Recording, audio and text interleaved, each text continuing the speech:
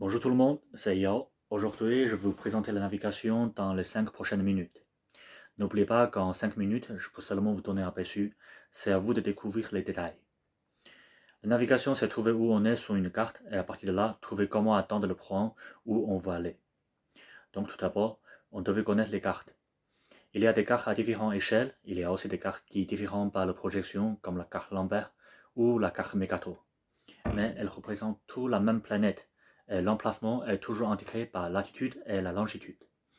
Un degré en latitude équivaut toujours à 60 miles marines, et 1 degré en longitude entraîne toujours 4 minutes en décalage horaire. À ce propos, on utilise toujours les heures Zulu en aviation ou l'heure UTC.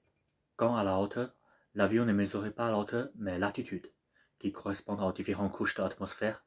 Nous parlons donc ici de QNH, de différents calages d'altitude, comme above mean sea level ou above ground level, et le niveau de transition, souvent 5000 pieds above mean sea level, mais à vérifier sur la carte.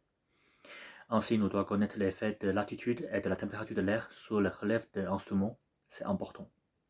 On connaît la carte, maintenant on doit nous trouver sur la carte. Cette partie en VFR consiste purement à définir et trouver nos références visuelles. Une rivière, une montagne, un bâtiment important, tout ce que vous voulez. Puisque nous avons notre position et notre destination sur la même carte, il ne nous reste plus que le relèvement et la distance. C'est là qu'on fait ressortir l'idée de la loxotomie et l'orthotomie. Comme la Terre est ronde, une ligne droite sur la carte vous donne un relèvement constant, facile à suivre, mais cette ligne droite n'est souvent pas le chemin le plus court.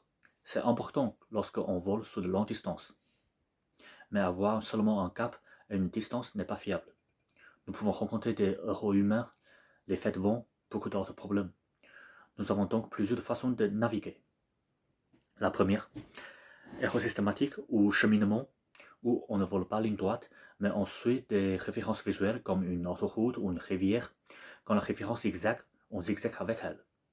Quelque peu maladroite, mais si facile à appliquer qu'il est presque impossible de se perdre. Deuxième, l'estimation. On coupe le trajet en morceaux de moins de 15 minutes entre chaque référence visuelle le long de la route. Le temps de vol sans vent est égal à la distance divisée par la vitesse de l'air. On compare le temps et le cap théorique avec le temps et cap réel tout le temps. Ainsi, on continue à corriger notre trajectoire jusqu'à la fin.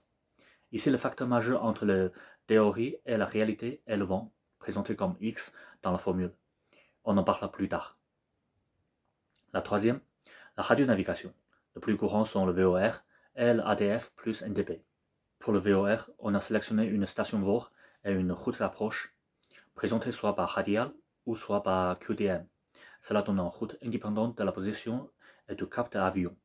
On peut dire notre situation par rapport à la route qu'on a choisie. Avec une distance, nous pouvons dire notre emplacement exact par rapport à cette station. Pour le radiocompas, l'ADF de l'avion indiquera simplement la direction vers la station de sol de NDP sélectionnée, ce qu'on appelle le gisement. Cela montre seulement la relation entre nous et la station. Et il existe d'autres moyens de se localiser et de s'ajuster, par exemple le GPS ou en utilisant un transpondeur. Avec un radar primaire, les 09 apparaissent comme des points non identifiés. Mais avec un radar secondaire, les 09 pour signaler leur existence en utilisant des transpondeurs et en appliquant des codes transpondeurs désignés, ils peuvent être identifiés sur l'écran de contrôle aérien. Donc le contrôle aérien a tout ce dont vous avez besoin. Il suffit de lui poser des questions avec votre radio VHF, poliment bien sûr. Il semble que nous avons tout fait ici, mais puisque nous avons parlé des différentes façons de s'ajuster notre cap, et qui est mesuré en degrés, on doit savoir que il ne s'agit pas seulement de facteur de vent, le X, mais aussi les différentes références, où est le 0 degré lorsqu'on parle de cap. Cela fait apparaître les différents nords, le vrai nord, le nord magnétique. Cela fait également ressortir l'heure de l'instrument, le cap de la boussole et le cap magnétique. Pour faire court, la formule est là. Je vous laisserai l'étudier et les retenir. Voilà, ce sont les grandes lignes de ce chapitre. Avec encore 12 semaines d'études, vous pouvez le faire. Voilà, c'est tout. Au revoir.